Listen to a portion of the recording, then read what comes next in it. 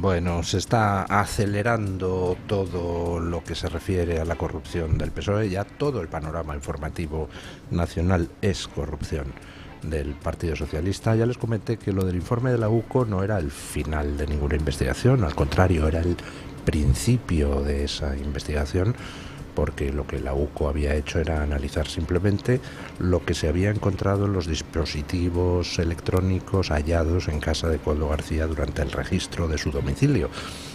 Y en esas 490 páginas pues se especificaba todo lo que se había encontrado y se trataba de hacer una cronología de la corrupción socialista que de ahí se desprendía. Pero claro, eso es el principio. Ahora empieza el tirar de los hilos. Y sin necesidad de tirar mucho de los hilos, pues ya se están produciendo las primeras dimisiones. Y el número 2 del Partido Socialista de Navarra, el que había entrado en sustitución de Santos Cerdán, pues acaba de presentar su dimisión, porque se ha averiguado que había conseguido, hablando con la trama, que colocaran a su novia en la empresa Servinavar. Lo que está saliendo acerca de la empresa Servinavar es tremendo. O sea, era el epicentro de la corrupción en Navarra y quizá en toda España. Era una empresa pequeña con 10 empleados, propiedad de un amigo, Anchón, de Santos Cerdán. Se ha encontrado una escritura privada que demuestra que Santos Cerdán era propietario de la empresa al menos al 45%, y por tanto que en Servinavar lo que se estaba haciendo era recibir contratos de obra pública y después pues canalizar mordidas hacia distintos sitios. Se ha visto que Servinavar contrató a Koldo García, se ha visto que Servinavar transfirió dinero a la ONG Fiadelso, propiedad de Ábalos y de su familia. Se ha visto que Servinavar operaba conjuntamente con una gran constructora, Acciona, que ha visto cómo los domicilios de algún alto cargo de la constructora y algún ex alto cargo eran registrados. Al final, pues tenemos a una gran constructora que, por motivos completamente ilógicos desde el punto de vista de la lógica empresarial, operaba con una empresita chiquitita, Servinavar, en grandes obras públicas.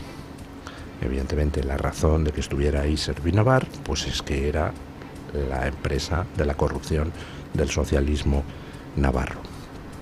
Chivite está en estos momentos en el disparadero, vamos, no va a poder aguantar demasiado tiempo. El otro día se echaba a llorar cuando hablaba de la corrupción, como si estuviera pues un poco defraudada.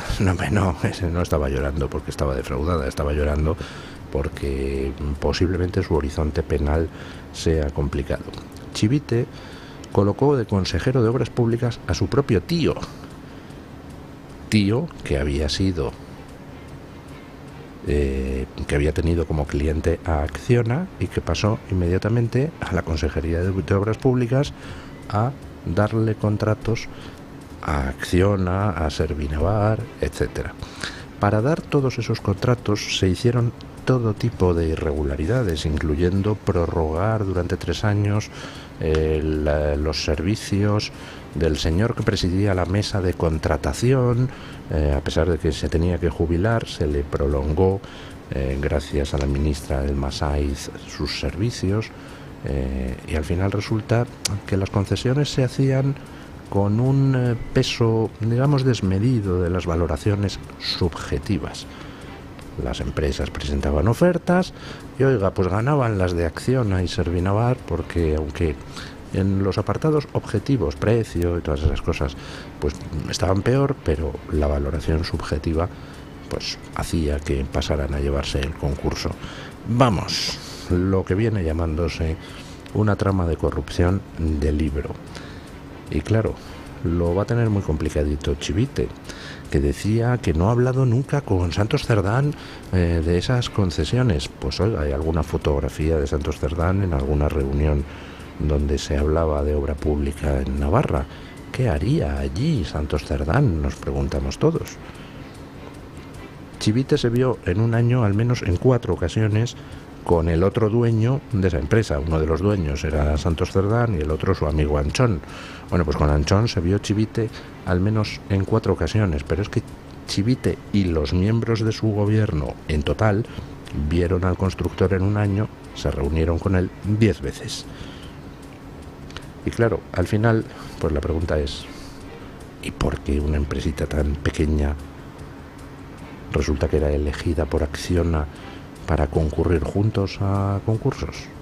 ¿Y por qué una empresita tan pequeña se llevaba tanta obra pública del gobierno de Navarra? Todos ustedes se imaginan la respuesta, ¿verdad? Money makes the world roll around. Bueno, Cerdán no solo se dedicaba, parece, a organizar una trama de corrupción, la trama de corrupción sanchista, que abarcaba toda la geografía nacional, luego lo veremos, hemos hablado de Navarra, pero es que empiezan a salir las ramificaciones por toda España.